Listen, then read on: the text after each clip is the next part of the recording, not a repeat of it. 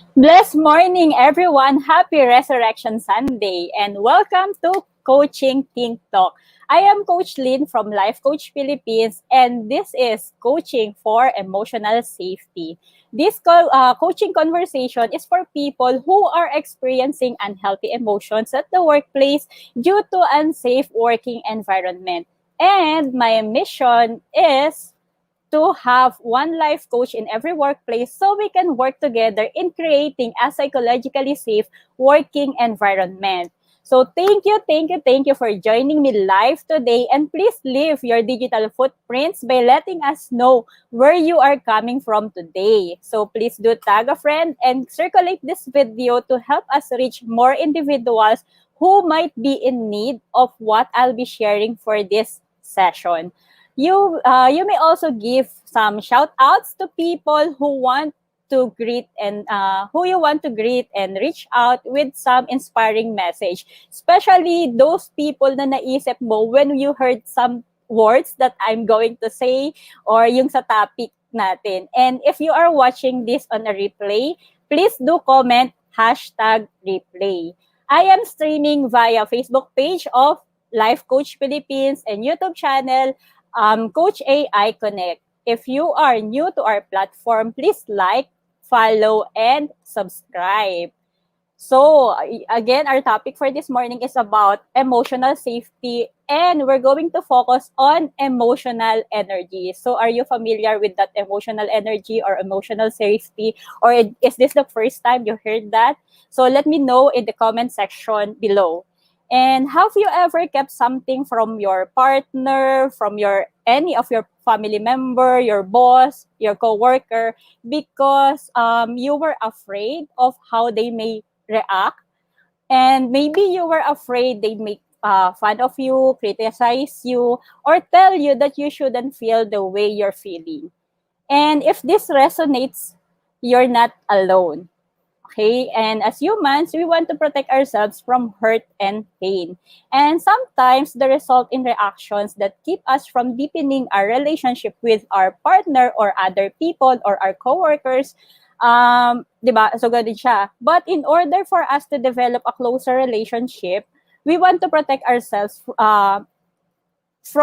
we want to protect ourselves dun sa mga hindi natin gusto ng mga emotions. And if we want to have to develop a closer relationship with other people, we need to do some work to foster emotional safety.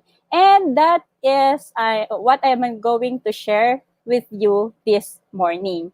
So if this is your first time to see me here in the digital space, I am Coach Lyn from Life Coach Philippines. I am a professional life and mental health coach, and I am also a Master Builder Apprentice of Master Coach A, and we build tribe as we help your unstoppable dream come true. And sa lahat ng mga talks namin, I encourage you to be intentional as you listen to the talk and as you encounter your aha moments. So what are those aha moments? These are some words or thoughts that moves or something that you really like or something that you want to share in the community. So I invite you to share it in the comment section or when posting in any of the social media account with the hashtag #PackMyBagMoment. You can also include hashtag Coaching Think Talk. So we will know na dito mo nakuha yung post mo this morning or yung thoughts mo or the message that you are sharing sa digital space. Now, let's proceed dun sa emotional safety. So what is this emotional safety ba? Okay, so let me check muna who's joining me this morning. So, dami nila. So, hello, fellow coaches. Yan. So, keep on sharing, keep on inviting people. And if you're thinking of someone na kailangan marinig yung talk natin today, yung session natin this morning, share this video, share this Facebook Live. If you're on YouTube, you can also share the link to your friends. And ayan, let us be a blessing to other people. Now, talking about emotional safety, feeling emotionally safe with a person means able to let our guard down, be our 100% authentic self when in their company. So have you ever felt na, alam mo yung safe ka, nakausap yung tao, that you can say anything without filtering yung mga words na sasabihin mo. And alam mo yung feeling na I can say na anything talaga with this person and comfortable ako na sabihin yon. And yun siya. So based on this definition, emotional safety means that someone can feel comfortable with being authentic, sharing thoughts, feelings, and ideas, and expressing issues without fear of being put down, shut down, ridiculed, criticized, or told to be, act, or feel different. And when there is emotional safety in any relationship, both people can be open, vulnerable, and wholeheartedly trust each other.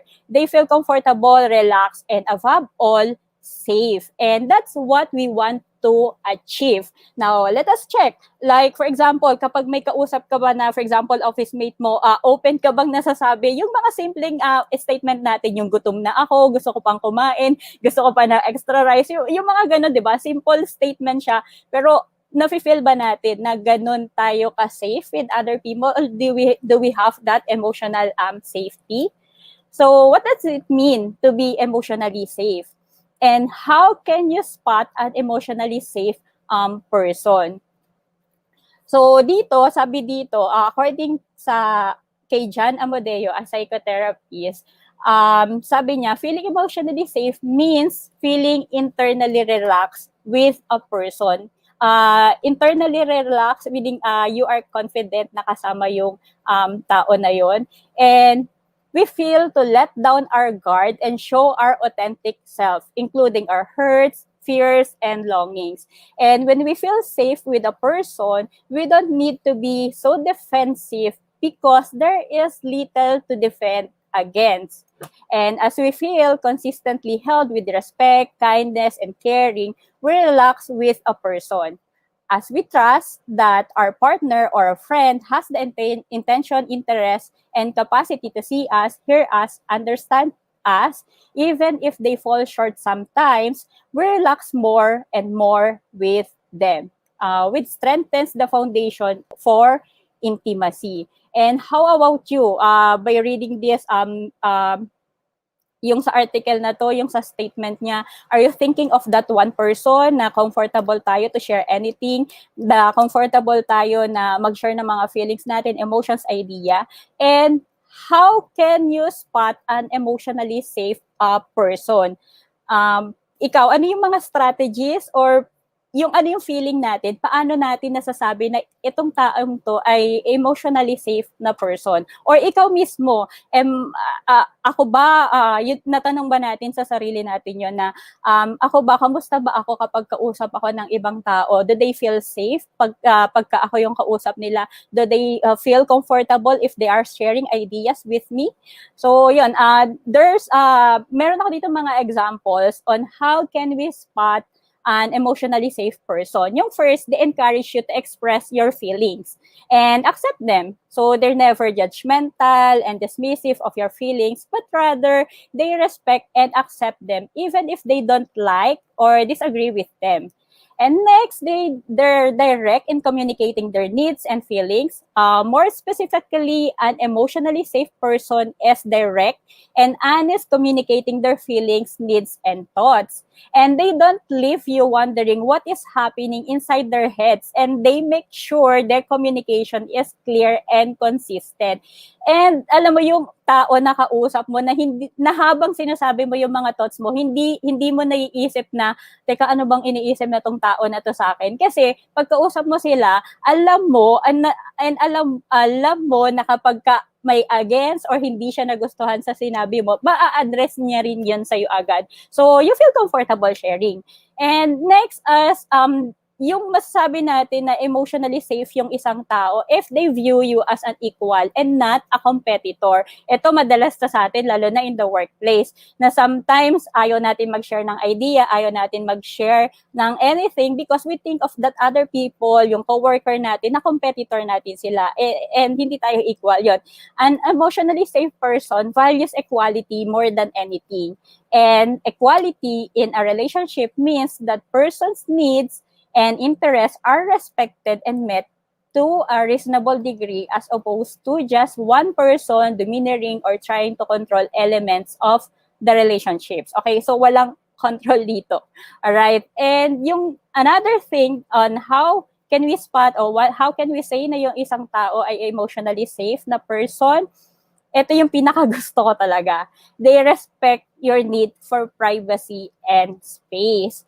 And yun, set some healthy boundaries in our relationships and be able to respect the other person's boundaries. If you are on my page, that's Coach Lyn Garcia, mga 2 weeks ago, I shared about how to set healthy boundaries at work. So, yun, kasi sa akin, I really want na pag-usapan yung mga boundaries na yun kasi doon galing yung experience ko and yun yung malaking hugot ko rin kasi doon ko nakita yung sarili ko na hindi ako nag-grow kasi hindi ako nakapag-set ng boundaries and hindi ko na protektahan yung boundaries na gusto kong ilaban noon. So that's why yun din yung sineshare ko sa inyo ngayon para ito yung magawa natin kasi we're talking about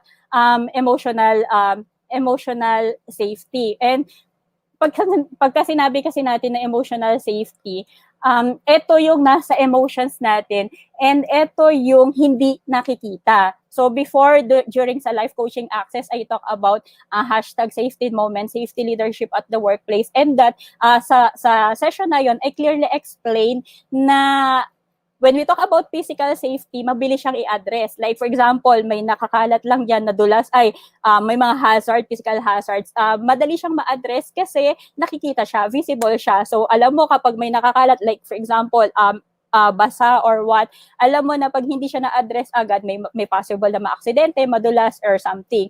But when we talk about emotions, like for example, you are in the workplace and may nakasakit sa'yo, di ba? Yun yung pinaka-common sa atin. And sometimes, yung may mga jokes na sobrang sakit, pero dun sa nagbato ng joke, akala niya, syempre, para sa kanya joke yun, pero ikaw, paano mo siya natanggap? So, yun yung mga situations, some situations na akala natin okay, pero deep inside sa atin, may mararamdaman tayo na, teka, bakit tumatawa kami kanina, pero bakit nasasaktan ako ngayon? So, hindi pala siya maganda and hindi tayo comfortable. And darating yung time na ayaw na nating makasama yung tao na yun kasi hindi natin na-feel or hindi natin nakita yung emotional safety doon sa tao na yun. Alright? So, yun yung emotional safety that we were going to talk about some Sundays sa Sunday session natin. Okay? So expect more of that every week at 10 a.m. Okay? So, yung next that I want to focus on is let's talk about emotional energy.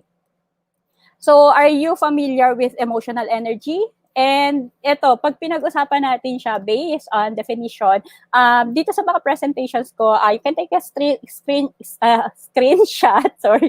And if you want to do a research or study nyo pa siya, yung details na to, kasi kung pag-uusapan natin to, emotional safety, emotional energy, mahaba siyang topic. And yan, included yung mga links dyan kung interested ka to know more, or I encourage you to connect with me so we can discuss. And baka isa tayo sa magka-partner kasi diba, yung gusto kong mangyari is magkaroon tayo ng psychologically safe working environment. And ayun, pagtulungan po natin siya na ma-achieve in the workplace. Especially if you are an occupational safety and health officer or kay HR ka. So let's work together. Okay? So yun, emotional energy is how we feel about what is going on in our lives, our work, our relationships, ourselves, and our general situation. So understanding your emotions and getting better at emotional regulation is important because our well-being is directly impacted by how we feel. Like for example, today, ayan, so you're watching me right now, you are with me right now. Ano yung feeling natin? Kamusta yung feeling mo today? Ano yung emotions that you have today? What is that emotional energy that you have right now? And when we talk about emotional energy, we talk about security or our emotional security. So when will the person feel secure after releasing or after expressing that emotion? Like, yun nga, for example, you are watching me right now. Ano yun? Ang pinaka-question natin is, ano yung emotions mo? Bakit ka patuloy na nagko-comment? Or kung ikaw yung isang tao na you are watching ngayon pero hindi ka nagko-comment, ano yung feeling na yon? And ano yung nag-hold sa atin? Kasi di ba we are talking about dito, yung emotional energy, or yung pinaka-emotional security natin. Ano yung iniisip mo after releasing, kung i-release mo man yung emotions mo, or the moment you express yung emotion, like for example, simple hi dito sa comments section natin, simple share ng thoughts. Okay, so anong emotional energy do you have right now? Okay, so ito yung pag-usapan natin. So when we talk about emotional energy, we're going to talk about three emotional timelines. Pero before we proceed dito sa emotional timelines, let me acknowledge first Master Coach A, kasi I learned this emotional timelines in one of her talks. That's ano yata yun, Coaching for the Soul. So if you want to know more about sa mga topics ni Master Coach A, actually ang dami niyang mga topics na nakakatulong for us to reflect. I encourage you to visit yung Coach A na YouTube channel and Coach AI Connect din. So, nandun yung mga videos.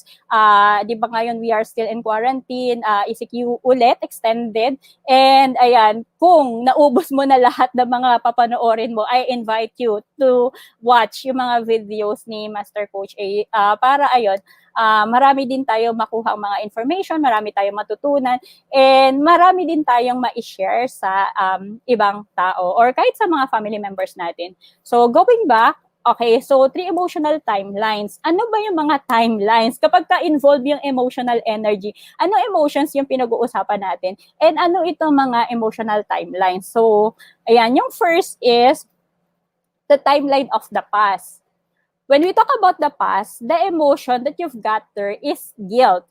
You can never be fearful of the past because it is over. Okay, again, you can never be fearful of the past because it's over. And you can never be anxious of the past because it's done.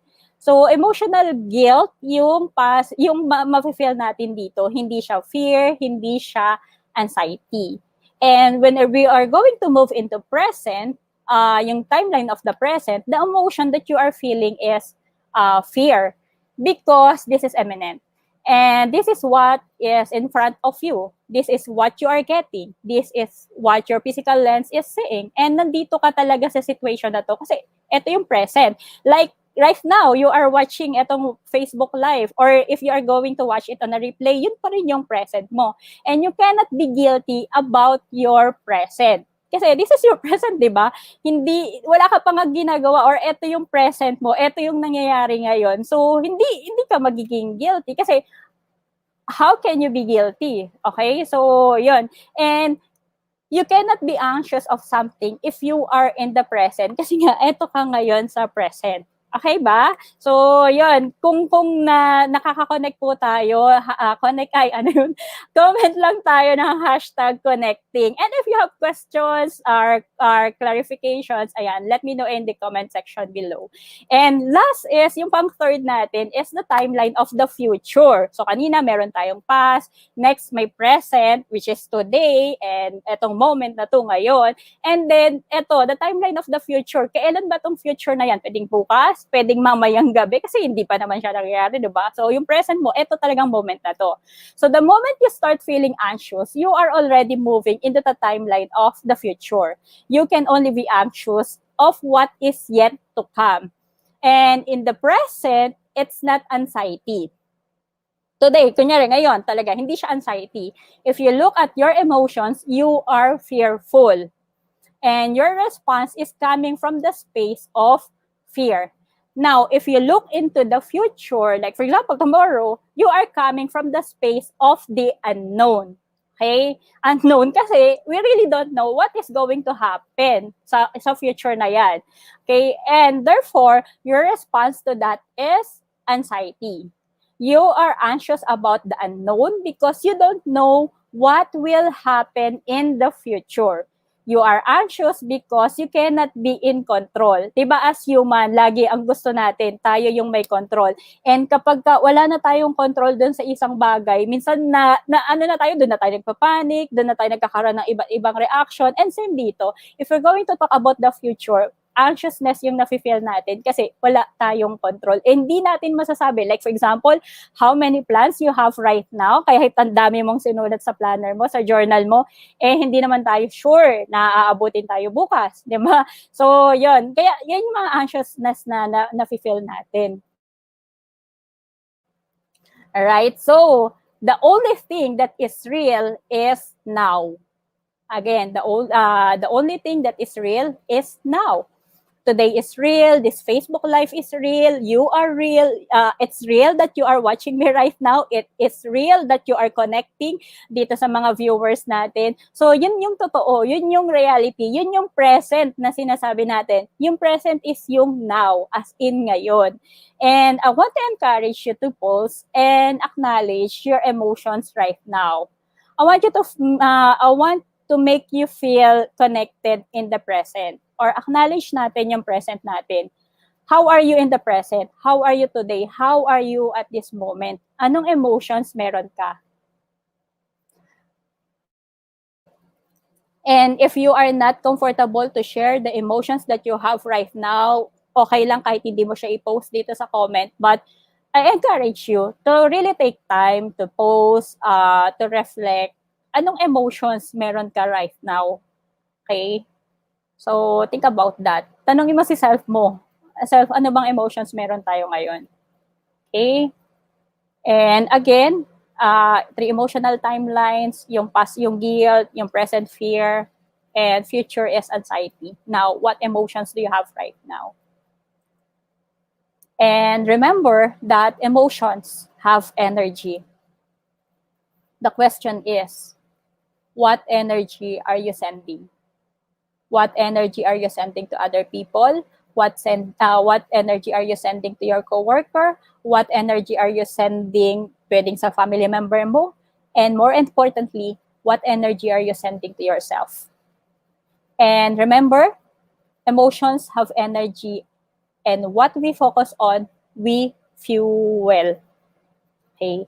And let us all live in our present, yung now na pinag-uusapan natin kanina, the time to appreciate, the time to spend with our family, time to read books. So if you are at home, di ba, ECQ ulit, yung iba limited yung movement or yung iba hindi talaga makalabas. Ano yung ginagawa mo sa bahay? Ano yung mga activities mo ngayon? Ano yung pinagkakaabalahan mo? Nag-garden ka ba? May mga plants ka ba? Isa ka ba sa mga plantito-plantita? Isa ka ba sa naka-discover ng bagong talent ngayon? Isa ka ba sa nagluluto na? Okay? So what activities you have in the present? And how do you value your present? And what energy are you sending dito sa present mo ngayon?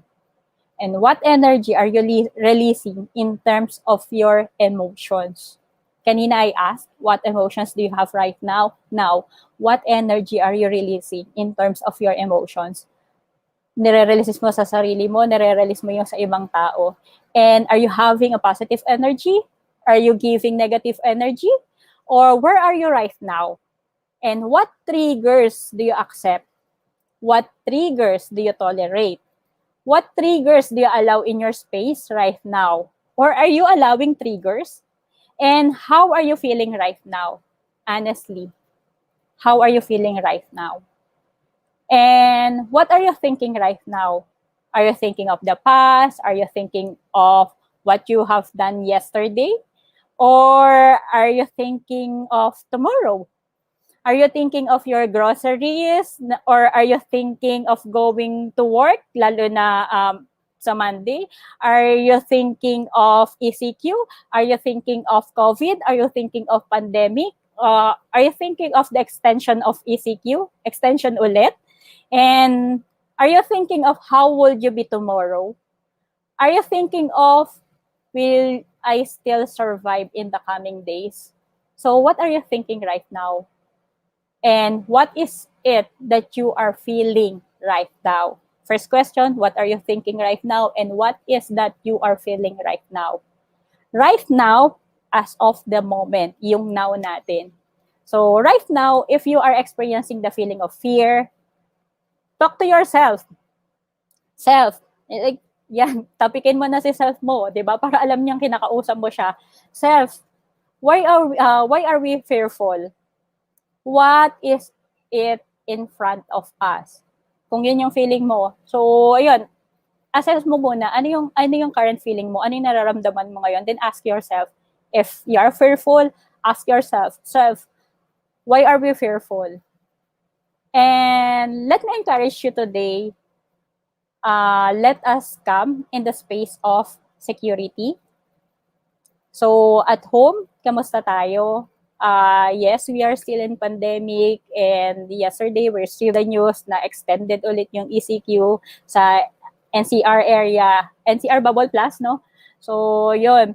And ngayon, nasan ka ngayon, and how secure, how safe are you right now? And dun sa current situation mo ngayon, what do you see? Do you see the structure of your own home kung nasa bahay ka? Kung matagal ka nang hindi nakakalabas? Do you see that you are secured? Do you feel that you are secured? Do you see that you are protected? So ano yung feeling natin? Especially ayon, kung nasa bahay tayo ngayon. If you are with family, do you feel secured? And sila din ba, do you feel secured? And whatever you express, this is coming from your emotional timeline. Okay? So again, emotional timeline that I mentioned kanina, the past, the present, and the future. So whatever emotions, whatever you express, galing po yan sa emotional timeline natin. And whatever you say is coming from where you operate. Again, whatever you say is coming from where you operate. Pwedeng nag-operate ka sa past, nag-operate ka sa present, nag-operate ka sa future. So, kanina, I asked you to check your emotions right now, to check your feelings right now. Tapos, nasaan yung emotions na yon? Naka-anchor ba siya sa past? Naka-anchor ba siya sa present? Or naka-anchor siya sa future? And, kumusta yung feeling mo ngayon?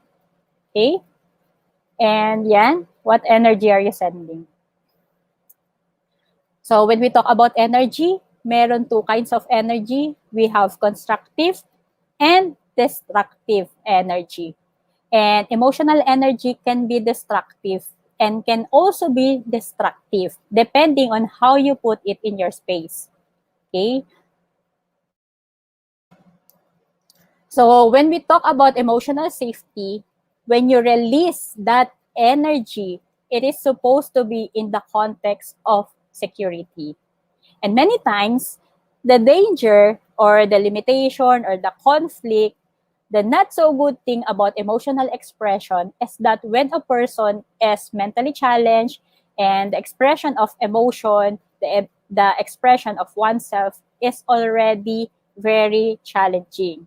And with that, the other people or other party miss the real essence of security and they don't feel the security. So let me ask you, are you giving a space where other people can feel safe? Again, are you giving a space where other people can feel safe? So you are present in social media, you are present in the digital space. So are you giving a space where other people can feel safe? Nabibigay mo ba yung feeling na ako, I can connect to you kasi ako, I feel safe kapag kausap kita? Or ako, nafe-feel ko ba na gusto kitang samahan kasi I feel safe pag kasama kita? So, are you that one person? So, ano yung nabibigay natin? And ano yung energy na nakikita nila sa atin? And again, let's go back to these emotional timelines pero with this question. So, when negative emotion strikes, we have to pause and ponder. Ask ourselves how we feel. As of the moment, ano yung na-feel natin? Or kung may mga negative emotions tayo, ano yung na-feel natin? Guilty, fearful, or anxious? And pag sinabi natin guilty, this is a part of our past and we cannot undo whatever mistakes or errors we have made. It's time to let go of our guilt so we can move on. And a lot of us, ako madalas, ito nandito ka sa sa guilty na to na alam mo na dapat na siyang i-let go kasi past na siya. Kasi wala naman talaga yung magagawa sa present kasi nga 'di ba past 'yan. So pero bakit hindi mo siya ma-let go? Nag-e-enjoy ka ba na mabigat yung pakiramdam mo? Na-e-enjoy mo ba na may bagat lagi yung feeling mo? So, 'di ba? So, 'yun. Or ang nafe-feel mo ba ay fearful ka? So find out what we are fearful of and share it with someone you trust, someone who will listen and won't judge us, making us to feel secure that we will be understood truly. If you're comfortable to talk with a person, a friend, family member, talk to that person, talk to someone. Kung wala kang maisip, connect. Maghanap ka ng professional service, connect with a life coach, connect with someone who can really help you to address that feeling. Wag natin siyang patagalin. Wag natin siyang hayaan na may mga negative emotions tayo. And last is yung anxiousness or yung being anxious. We will never know what's next after pandemic. Or ano ba yung tinitingnan mo? Or may business ka ba? Hindi mo ba alam kung ano yung mangyayari na sa business mo? And we will never know what the future holds. And it will be an endless feeling of anxiety because there's no answer to this question. What will happen tomorrow? The truth is, wala pong may alam niyan. Only God knows what is going to happen tomorrow. Kaya, bakit natin pipiliin itong mga feelings na ito ngayon? Itong mga emotions nito ngayon? So, it's time to let go the past and the future. So, we have this moment right now. We have now. So, ayan, I think, it's up to you. How are you going to enjoy the present? How are you going to enjoy yung now mo? Alright? So, yun. And the next thing that I'm going to share to you is how are we going to understand our emotions. So this is a guide from Unilever, and this explains what emotional energy is and how it interacts with your well-being. And if we can manage our emotional energy, we are more able to regulate our feelings, enabling us to function in a better emotional state. And here, you can see dito sa quadrant na to, we have four zones, and we have the survival zone, burnout zone, recovery zone, and performance zone. Ikaw, let me know in the comment section, saang zone mo gustong mapunta dito? Anong zone yung gusto mong nandun ka? Is it in the survival, burnout, recovery, or sa performance na zone? Okay? So, ayan, sige, i-comment lang po natin. And yun, emotional energy is linked directly to the primitive part of the brain that human beings had long before we developed the prefrontal cortex or the rational, the thinking part of the brain. Di ba magkakaiba din yung parts ng brain natin? So dun sa thinking part. And understanding our emotions and getting better at emotional regulation is important because our well-being is directly impacted by how we feel about ourselves, about our work, and about our lives. If we can manage our emotional energy, we are more able to regulate our feelings, enabling us to function at a better emotional state, meaning we feel better about the things we can change or influence. Again, di ba, we always say, just focus on the things that we have control. Kasi if we focus our energy sa mga bagay na wala tayong control, may stress lang tayo doon. Okay? And then, ayan, make daily use of this emotional energy, itong quadrant model natin as self-audit tool. Okay, pwede mong tanong sa sarili mo is, nasaan akong quadrant dito? Like, right now, nasaan ako ngayon? Okay, nandito ba ako sa survival? Nandito ba ako sa burnout? Nandito ako sa performance? Or nasa recovery na ako? And if I am in the top left, dito sa survival zone, saan mo gustong mapunta? Gusto mo ba sa burnout? Gusto mo ba sa recovery? Or sa performance? So, syempre, if you want to be in the performance zone, tapos galing ka sa survival zone, kailangan ka munang pumunta sa recovery zone bago mo ma-achieve or bago ka makapunta dun sa performance zone. And be kind to yourself. This is a process. This is our journey. Kung gusto mo kunyari, nandito ka sa survival zone, let's acknowledge nasaan tayo ngayon.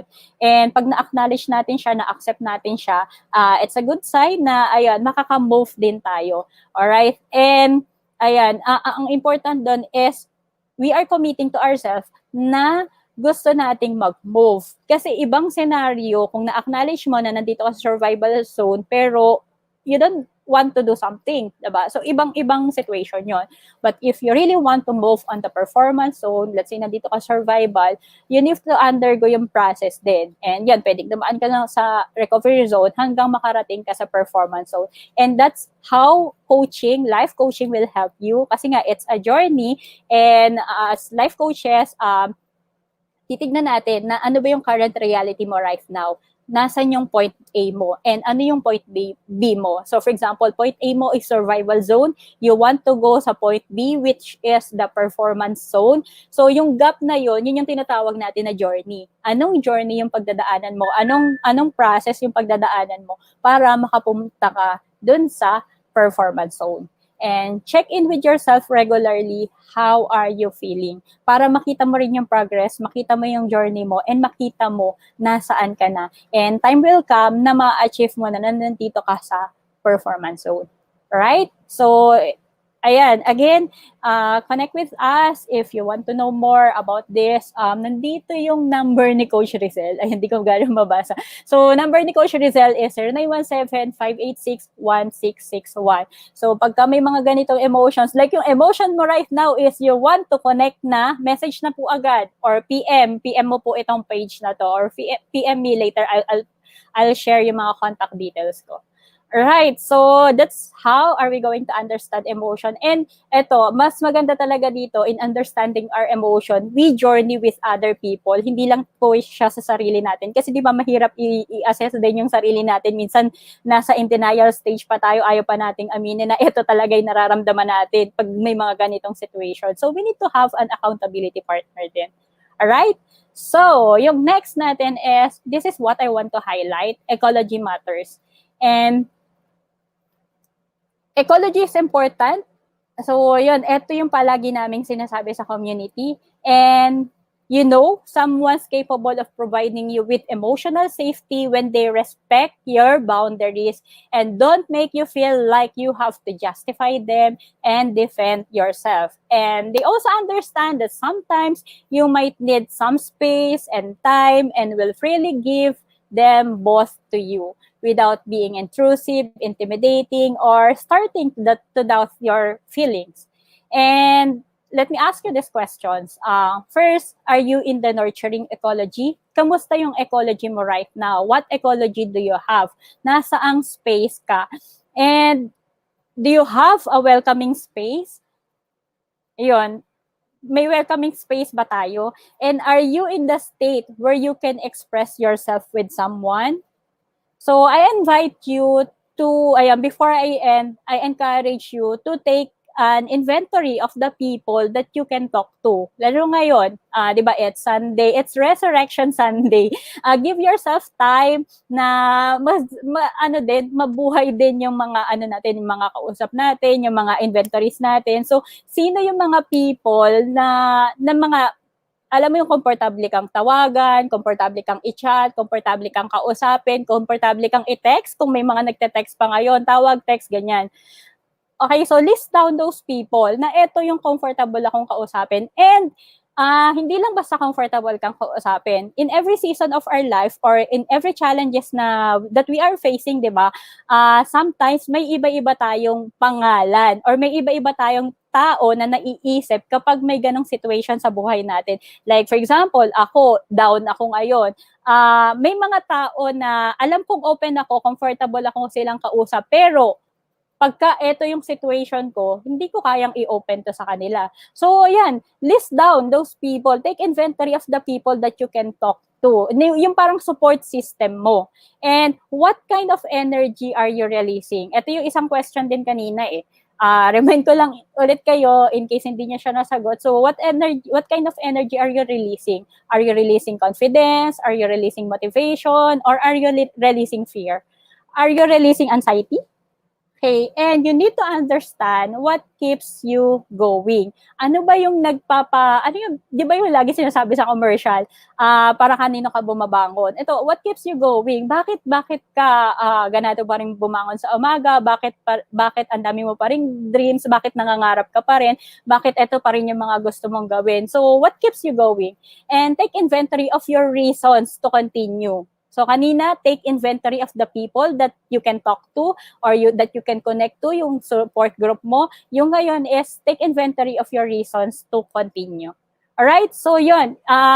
Yun lang yung I want to share with you right now, the emotional safety and emotional energy. And I hope, may mga hashtag Pack My Bag moment na tayo. And if you have questions, just connect with us. And let me remind you, ayan, eto na. As I end this conversation, ayan, so ako pala, I just realized, ako pala yung nag-start ng coaching TikTok natin. And as I end this conversation, let me invite you to be part of what we are doing as an organization of professional certified life coaches. Do join us in the following coaching talk. So, ayan, I hope nababasa nyo siya. But if hindi, let me read itong mga title ng mga coaching talks natin. So, for Sunday, you have me, coaching for emotional safety. And then later at 2 p.m., so balik po kayo ng 2 p.m., coaching for self-expression by Coach Tricia. 4 p.m., coaching for God-centered living by Master Coach Jasmine.